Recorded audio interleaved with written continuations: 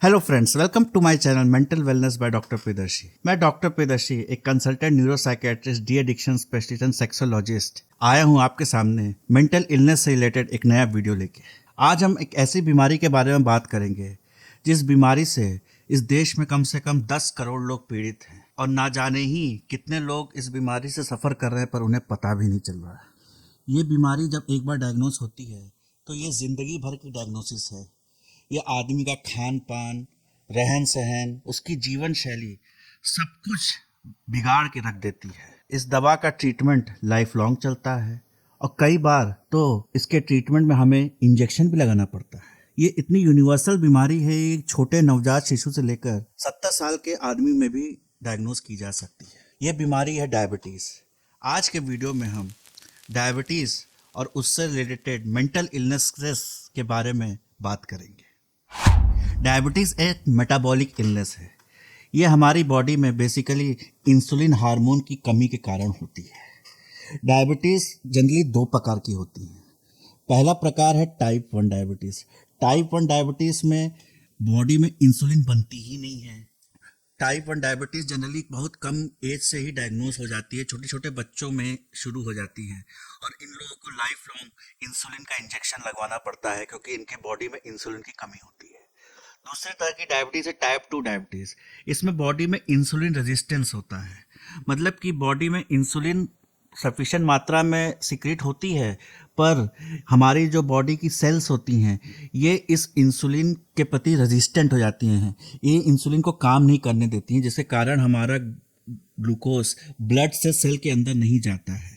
Type 2 diabetes के treatment के लिए काफ़ी मेडिसिन आ गई हैं और एंड में जब ये मेडिसिन भी नहीं काम करती हैं और जब ये लंबी डायबिटीज़ हो जाती है तो टाइप 2 डायबिटीज़ में भी कई लोगों को इंसुलिन इंजेक्शन का सहारा लेना पड़ता है। आजकल एक नई डायबिटीज़ बहुत कॉमन हो गई है which is young onset type 2 diabetes. Type 2 diabetes generally 50 to 60 years of age में होती है पर यंग एज ऑनसेट तब कहा जाता है जब ये 40 साल की से कम की उम्र में शुरू हो जाती है। अब फ्रेंड्स, एक इम्पॉर्टेंट टर्म पे हम आते हैं। ये टर्म है diabetes distress. Diabetes distress 45% patients of diabetes में मिलता है। ये क्या होता है? ये बेसिकली एक स्ट्रेस होता है जो पेशेंट में जनरेट होता है जब उसे डायबिटीज़ की डायग्नोसिस मिलती है। उसके बाद जब उसे डेली तौर पे अपने डायबिटीज़ को मैनेज करना होता है, सेल्फ मैनेज करना होता है, अपना शुगर रेगुलरली नापना होता है और उसी हिसाब से अपनी ड्रग को कम ज़्यादा करना होता है और उसे लाइफ लॉन्ग डायबिटीज़ के कॉम्प्लिकेशन से खुद को बचाना होता है। तो ये डायबिटिक डिस्ट्रेस एक रियल स्ट्रेस है जो आदमी के अंदर जनरेट हो जाता है जब उसे डायबिटीज़ की डायग्नोसिस होती है, क्योंकि डायबिटीज़ एक लाइफ लॉन्ग इलनेस है और प्रोग्रेसिव इलनेस है। ये हमारे अंदर काफ़ी emotional anger, emotional outburst generate करती है। जनरली डायबिटिक डिस्ट्रेस ज़्यादातर उन पेशेंट्स में पाया जाता है जिन्हें टाइप 1 डायबिटीज़ होती है, जिन्हें बचपन से ही डायबिटीज़ डायग्नोस हो जाती है, बहुत यंग एज से डायबिटीज़ डायग्नोस हो जाती है और उन्हें डेली इंसुलिन का इंजेक्शन लगवाना पड़ता है। सुबह शाम इंजेक्शन लगा लगा के वो लोग परेशान हो जाते हैं।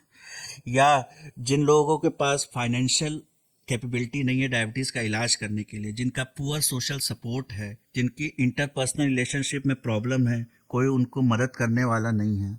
बहुत से लोग ए मोटिवेटेड होते हैं, वो कई और बीमारियों से भी जूझ रहे होते हैं, जैसे हाइपरटेंशन हो गया, अस्थमा हो गया। तो इन बीमारी का तो इलाज वो करा ही रहे हैं, साथ में डायबिटीज़ का भी इलाज करा रहे हैं। तो ये सब उनके ऊपर बहुत ज़्यादा बर्डन पड़ता है और ऐसे लोग डायबिटिक डिस्ट्रेस में चले जाते हैं। अमेरिकन डायबिटीज़ एसोसिएशन ने डायबिटिक डिस्ट्रेस को 7 कंपोनेंट्स में भाग की दिया है। इसमें पहला कंपोनेंट है पावरलेसनेस। जब किसी को डायबिटीज़ डायग्नोस होती है तो बिल्कुल होपलेस, हेल्पलेस सा महसूस करता है। सबसे पहले तो उसमें डिनायल के इमोशंस आते हैं। आदमी कहता है कि डॉक्टर ने गलत डायग्नोस किया है या लैब ने गलत रिपोर्ट दी है। आदमी 2-3 डॉक्टर बदलता है, लैबें बदलता है कंफर्म करने के लिए कि सही में उसे शुगर है कि नहीं।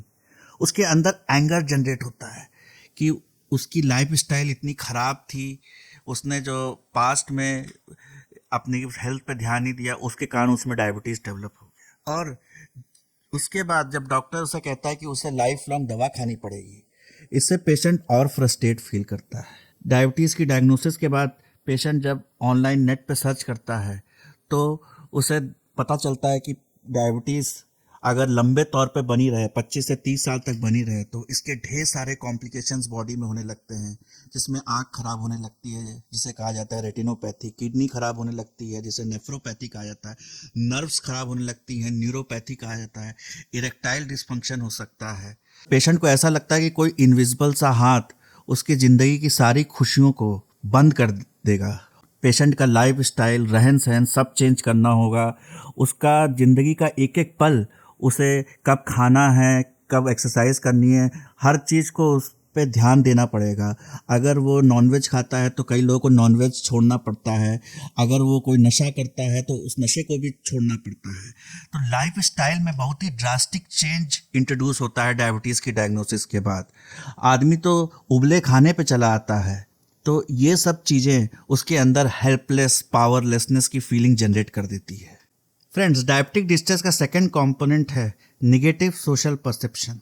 जब लोगों को डायबिटीज़ डायग्नोस होता है तब उनके साथ काफ़ी स्टिग्मा भी अटैच्ड है। उन लोगों को लगता है कि अगर वो ऑफिस में बताएंगे तो लोग उन्हें कमज़ोर समझेंगे, क्या पता प्रमोशन के लिए उन्हें कंसिडर ही ना करें।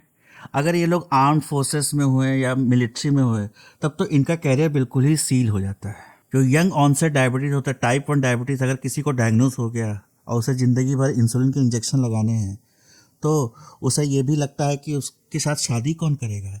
उसके मैरिज प्रोस्पेक्ट्स भी बहुत कम हो जाते हैं। लोगों के अंदर एक गिल्ट की भावना भर जाती है कि उन्होंने कुछ बुरा किया है जिसके कारण भगवान उसे ये सज़ा दे रहे हैं कि ऐसी लाइफ लॉन्ग इलनेस जो उन्हें मीठा खाने से रोक रही है, अपने मन का काम करने से रोक रही है, जिसके कारण उनका सेल्फ कॉन्फिडेंस बहुत कम हो जाता है। बहुत से लोगों को ऑफिस में बैठे हैं और खाना खाने से पहले अपने जेब से सिरिंज निकाल कर इंसुलिन लगाना पड़ता है तो एम्बैरेसमेंट सी फील होती है।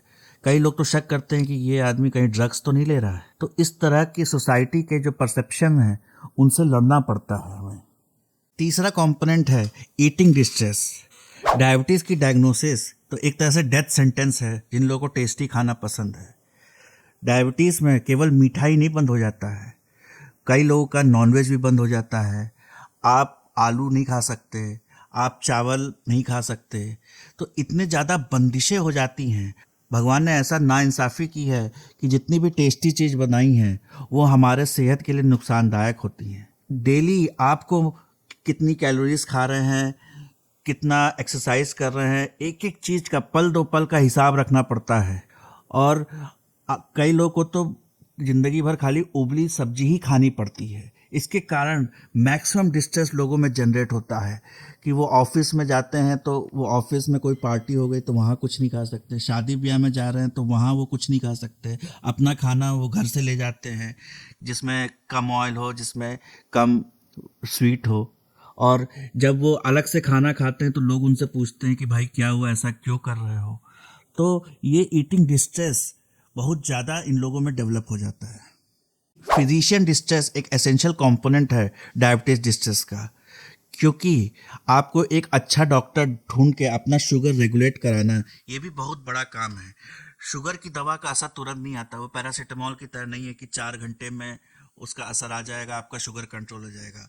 उसका असर आने में हफ्ता 10 दिन लगता है, तब तक आपको वेट करना पड़ता है। कई बार एक दवा से आपके शुगर कंट्रोल नहीं होते तो आपको कई बार डॉक्टर को दिखाना पड़ता है, डॉक्टर के चक्कर लगाने पड़ते हैं, महीनों बाद आपकी शुगर कंट्रोल होती है। तो जो लोग काफ़ी अधैर्य होते हैं, जिनमें इतना पेशेंस नहीं होता है, उनके अंदर फ्रस्ट्रेशन डेवलप हो जाता है कि उनकी शुगर क्यों नहीं कंट्रोल हो पा रही है, और वो जल्द जल्द डॉक्टर बदलते रहते हैं, जिसके कारण उनकी शुगर प्रॉब्लम बढ़ती ही चली जाती है। और शुगर एक ऐसी इलनेस है जो एज के साथ फ्लक्चुएट करती है, कभी कम होता है, कभी स्ट्रेस कम हुआ तो वो शुगर नॉर्मलाइज हो जाती है, कभी स्ट्रेस ज़्यादा हुआ तो शुगर बढ़ जाती है। और एज के साथ साथ ये बीमारी प्रोग्रेस भी करती जाती है, जिसके कारण हमारे बॉडी में कॉम्प्लिकेशंस आते हैं। उसको भी हैंडल करने के लिए हमें कई डॉक्टर्स को दिखाना पड़ता है। अगर किडनी की प्रॉब्लम हुई तो नेफ्रोलॉजिस्ट को दिखाना पड़ता है, अगर आपको आँख की प्रॉब्लम हुई तो ऑप्थेल्मोलॉजिस्ट को दिखाना पड़ता है। तो वेरियस डॉक्टर्स को दिखाने का डिस्ट्रेस भी एक इम्पॉर्टेंट कंपोनेंट है डायबिटीज़ डिस्ट्रेस का। फैमिली डिस्ट्रेस, डायबिटीज़ की डायग्नोसिस खाली एक आदमी की डायग्नोसिस नहीं है, ये पूरी फैमिली के लिए एक स्ट्रेस है। अगर छोटे बच्चे में डायबिटीज़ डायग्नोस हो गया तो उसके पेरेंट्स को लाइफ लॉन्ग उस बच्चे का ख्याल रखना होगा, उसे सही समय पे इंसुलिन देना होगा, उसकी एक्सरसाइज और उसके खान पान पे ध्यान रखना। अगर आपको ओल्ड एज में डायबिटीज़ डायग्नोस हुआ है तो आपकी फैमिली में फिर प्रॉब्लम्स क्रिएट होने लगती हैं। आपके घर में अगर कोई मिठाई आएगी तो लोग आपसे मिठाई छुपाने लगेंगे, या बाकी फैमिली मेम्बर्स भी मिठाई खाना कम कर देंगे। आप कहीं बाहर रेस्टोरेंट में जाएंगे तो आपके लिए अलग से खाना आएगा।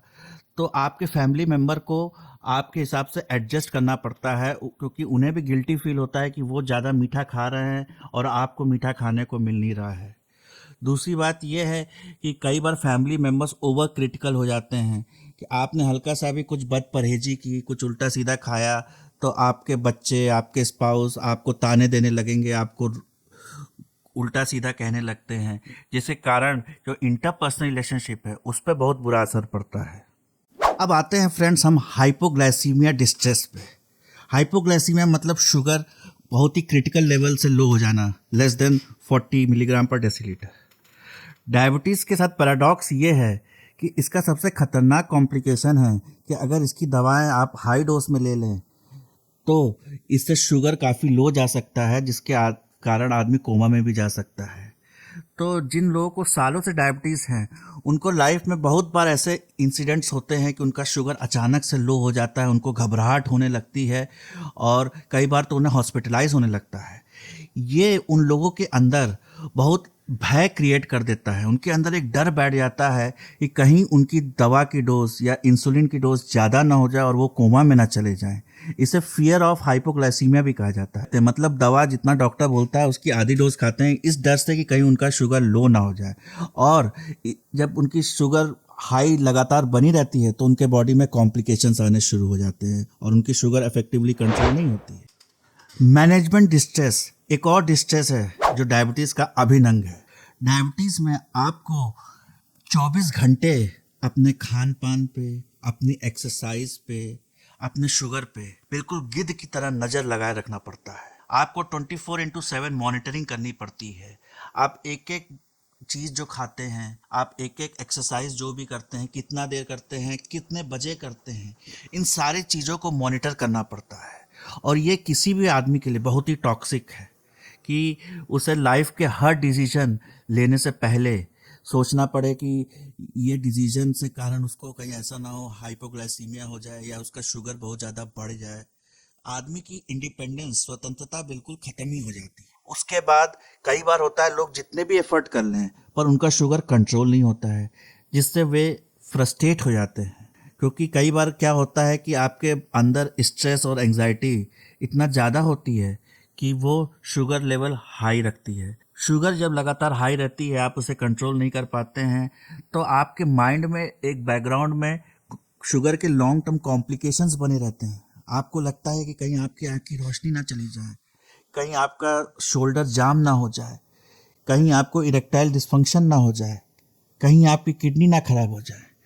तो इतनी चीज़ें आदमी के दिमाग के अंदर चलती रहती हैं और वो डेली अपना शुगर नापता रहता है इस टेंशन में कि कहीं शुगर बढ़ी तो नहीं हुई है, कहीं शुगर लो तो नहीं हुई है। तो डायबिटीज़ का मैनेजमेंट एक अपने में ही बहुत ही स्ट्रेसफुल एक्सपीरियंस है किसी के लिए भी, खासकर उनके लिए जिन्हें रेगुलर इंसुलिन लगानी पड़ती है और इंसुलिन लगाने से पहले अपना शुगर डेली मॉनिटर करना पड़ता है। फ्रेंड्स, मॉडर्न डे लाइफ में डायबिटीज़ इतनी कॉमन हो गई है कि आप हम सब किसी ना किसी आदमी को जानते हैं जिसे शुगर है। तो हमें कब शक करना चाहिए कि उन लोगों के अंदर डायबिटीज़ डिस्ट्रेस डेवलप हो रहा है, क्योंकि डायबिटीज़ डिस्ट्रेस का prevalence around 45% of the patients है। इसके कई मापदंड हैं। अगर उसका HbA1c लेवल बढ़ा ही हुआ आ रहा है, अगर वो अपने डाइट को लेके कोई कंट्रोल नहीं कर रहा है, बदपरहेजी कर रहा है, उसने कोई लाइफ स्टाइल मॉडिफिकेशन नहीं किए हैं, वो हमेशा बिस्तर पे ही लेटा रहता है, कोई एक्सरसाइज नहीं करता है, अगर वो रेगुलरली डॉक्टर के अपॉइंटमेंट्स पे नहीं जा रहा है, अपना शुगर ही नहीं चेक कर रहा है इस डर से कि कहीं बढ़ा हुआ निकला है तो क्या होगा, अगर पेशेंट्स को बार बार कॉम्प्लिकेशंस हो रहे हैं डायबिटीज़ के, वो हाइपोग्लाइसीमिया हो रहा है या उनका शुगर बहुत ज़्यादा बढ़ रहा है, तो इन सब कंडीशंस में हमें शक होना चाहिए कि कहीं हमारे पेशेंट में डायबिटीज़ डिस्ट्रेस तो नहीं डेवलप हो रहा है, ऐसा तो नहीं वो हताश हो गया है कि उसने एक तरह से सरेंडर ही कर दिया है। डायबिटीज़ डिस्ट्रेस के बाद नेक्स्ट स्टेज होती है डायबिटीज़ बर्नआउट, जिसमें पेशेंट सारे प्रिकॉशंस सब चीज़ छोड़ देता है, कई बार तो दवाएं भी छोड़ देता है, जिसके कारण उसकी इलनेस बढ़ती ही जाती है। फ्रेंड्स, ऐसा डॉक्टर हम पेशेंट को कैसे इस डिस्ट्रेस से बाहर निकाल सकते हैं? सबसे पहले तो हमें पेशेंट को समझाना होगा कि डायबिटिक डिस्ट्रेस नाम की एक एंटिटी भी होती है, कि ये नॉर्मल इमोशन है जो हमारे अंदर अराइज होते हैं जब हमारी लाइफ इतनी सडनली चेंज होती है और हमें लाइफ में इतने बदलाव लाने पड़ते हैं। हमें इस इमोशंस को नॉर्मलाइज करना बहुत ज़रूरी है। हमें पेशेंट को समझाना बहुत ज़रूरी है कि ये बहुत आसान काम नहीं है कि 24 घंटे अपनी लाइफ को कंट्रोल करके रखना, कोई गलत कदम ना उठाना। बहुत बार ओपीडी में जो फिजिशियन होते हैं उनके पास टाइम ही नहीं होता है पेशेंट से बात करने के लिए। हमें पेशेंट को बहुत ही जानकारी देनी है, उसके अंदर ढेर सारे डाउट्स होते हैं, लोगों के अंदर बहुत मिसकंसेप्शंस होते हैं डायबिटीज़ को लेके, उस मिसकंसेप्शंस को क्लियर करना होता है। बहुत से लोग सोचते हैं कि वो जितना भी एफर्ट डाले उनका डायबिटीज़ कंट्रोल नहीं हो सकता, या वो बिल्कुल हताश से हो जाते हैं ऐसे ट्रीटमेंट से। तो जब ऐसी परिस्थिति आती है तो डॉक्टर और पेशेंट को दोनों को मिलकर एक जॉइंट ट्रीटमेंट प्लान बनाना चाहिए, जिसमें जो भी रुकावटें आ रही हैं डायबिटीज़ के मैनेजमेंट में, जो भी प्रॉब्लम्स आ रही हैं उसको सही तरीके से हैंडल किया जा सके। फ्रेंड्स, कई बार हमें मोटिवेशनल इंटरव्यूइंग टेक्निक का इस्तेमाल करना पड़ता है उन पेशेंट्स के लिए जिनका शुगर कंट्रोल नहीं है।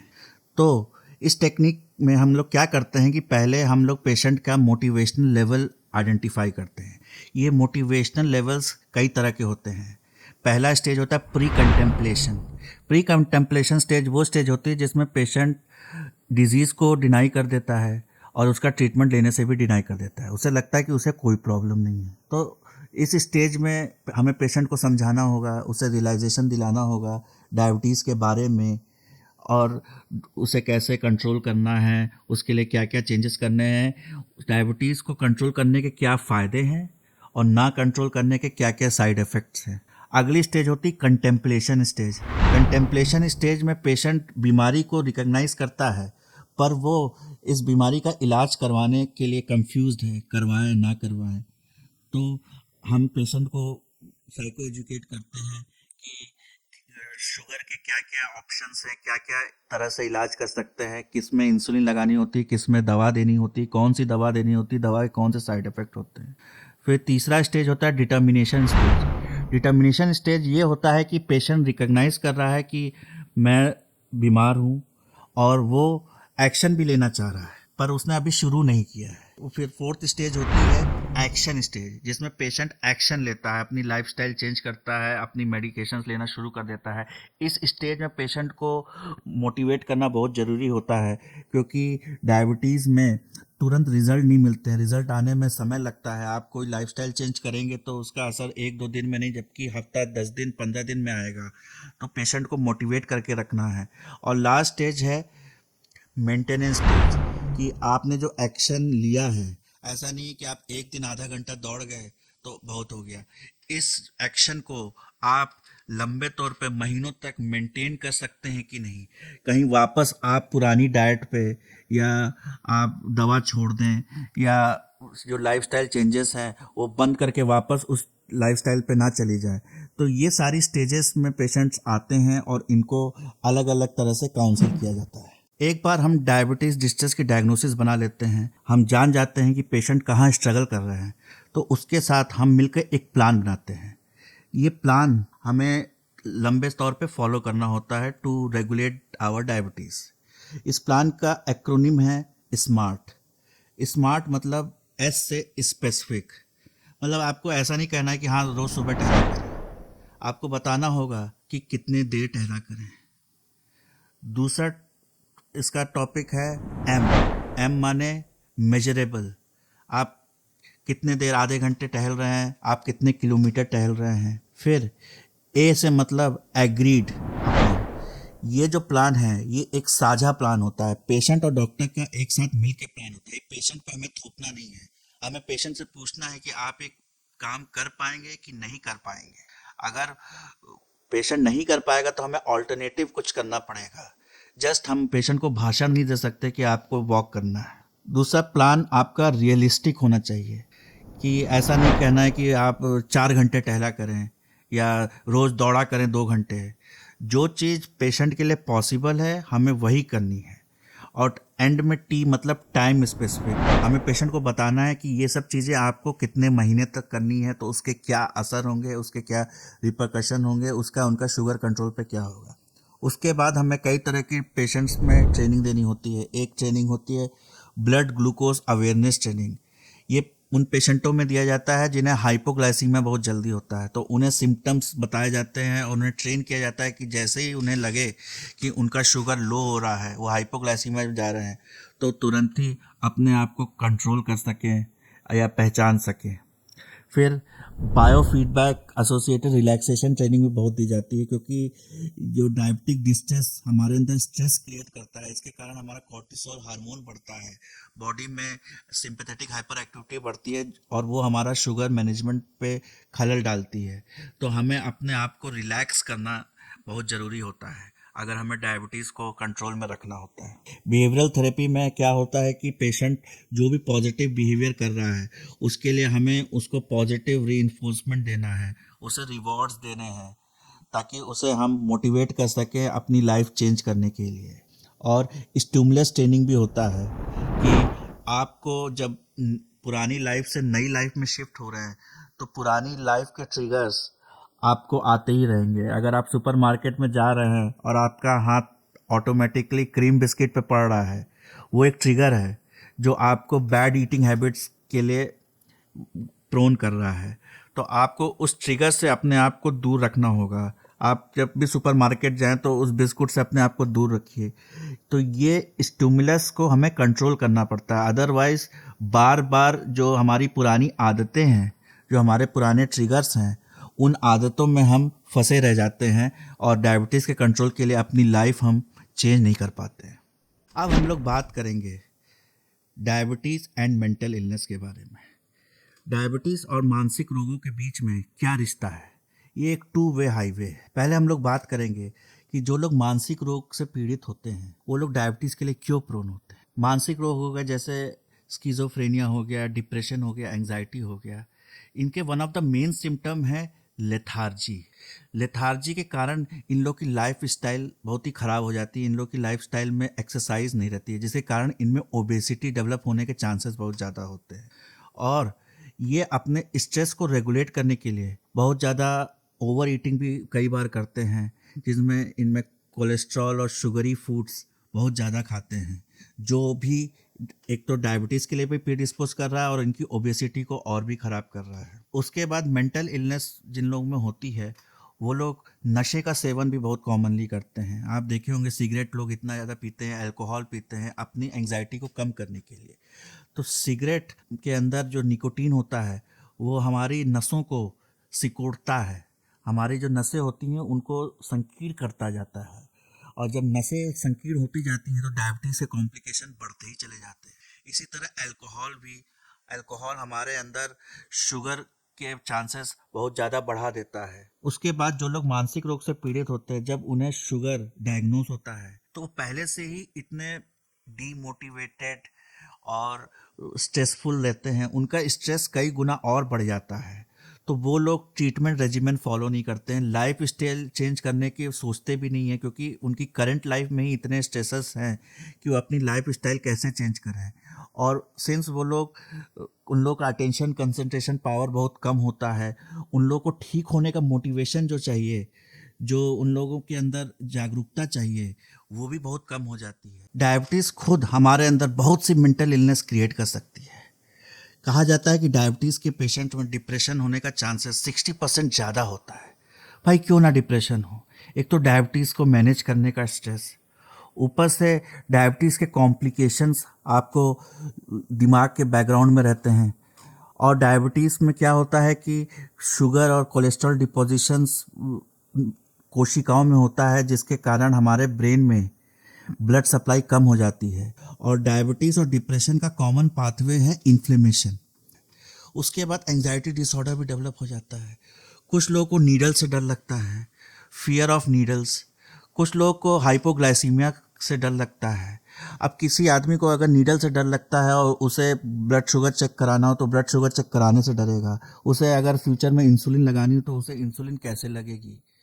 उसके बाद जो हाइपोग्लाइसीमिया के सिम्टम्स होते हैं जिसमें एंजाइटी होती है, पसीना आने लगता है, ये भी बिल्कुल एंजाइटी डिसऑर्डर जैसे ही अचीव होते हैं। Generalize anxiety disorder, excessive worry, जिन लोगों को ओसीडी होता है वो बार बार अपना शुगर ही चेक करते रहते हैं क्योंकि वो चाहते हैं एक परफेक्ट शुगर, वो इससे परेशान रहते हैं। उसके बाद बहुत से लोग डायबिटीज़ में डिमेंशिया डेवलप कर जाते हैं।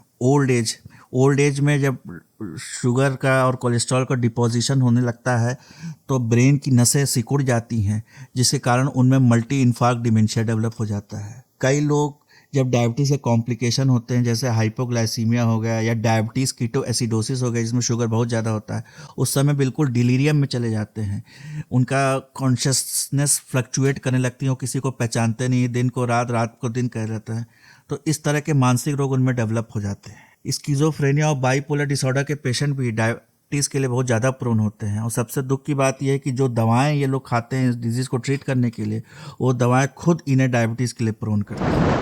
फ्रेंड्स, आज हमसे जुड़ने के लिए धन्यवाद। आज हमने आपको डायबिटीज़ एसोसिएटेड जो मेंटल प्रॉब्लम्स होती हैं उसके बारे में जागरूक किया, क्योंकि हमारे आपके हम सबके सानिध्य में एक ना एक कोई डायबिटीज़ का पेशेंट अवश्य रहता है और वो अपनी बीमारी से परेशान रहता है। तो हमें उनके प्रति एक तो स्टिग्मा नहीं लगाना है, ओवर क्रिटिकल नहीं होना है, उनको सपोर्ट करना है, उन्हें सहानुभूति देना है और उन्हें हेल्प करना है अपनी मेंटल हेल्थ, अपनी फिजिकल हेल्थ और अपने शुगर को कंट्रोल करने के लिए उन्हें मोटिवेट करना है। वो थोड़ी सी गलती करें या कहीं चूक जाएं तो उनको डांटना नहीं है, फटकारना नहीं है, उनसे गुस्सा नहीं होना है। हमें रियलाइज़ करना है कि वो लाइफ में एक ऐसी डिजीज़ लेके चल रहे हैं जो लाइफ लॉन्ग इलनेस है। ऐसी डिजीज़ को रेगुलेट करना एक 24 घंटे का एफर्ट है। जब तक हम लोग उनके दुख को नहीं समझेंगे हम उनको प्रॉपर सपोर्ट नहीं दे पाएंगे। तो फ्रेंड्स, आज के लिए इतना ही। अपना ख्याल रखिएगा, हंसिएगा, खेलिएगा, खुश रहिएगा। पर अगर कोई भी समस्या है तो हिचकिचाइएगा नहीं, क्योंकि आपकी हर समस्या का समाधान करने के लिए हम हैं। फ्रेंड्स, तब तक के लिए इतना ही। धन्यवाद।